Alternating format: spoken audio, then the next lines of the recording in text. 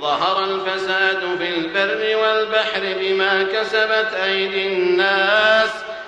كسبت أيدي الناس ليذيقهم بعض الذي عملوا لعلهم يرجعون قل سيروا في الأرض فانظروا كيف كان عاقبة الذين من قبل كان أكثرهم مشركين فأقم وجهك للدين القيم من قبل أن يأتي يوم لا مرد له من الله يومئذ يصدعون من كفر فعليه كفره ومن عمل صالحا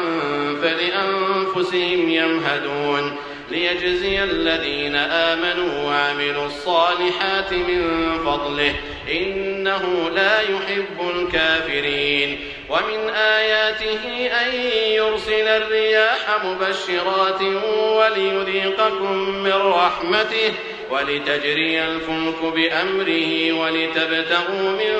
فضله ولعلكم تشكرون ولقد أرسلنا من قبلك رسلا إلى قومهم فجاءوهم بالبينات فانتقمنا من الذين أجرموا وكان حقا علينا نصر المؤمنين.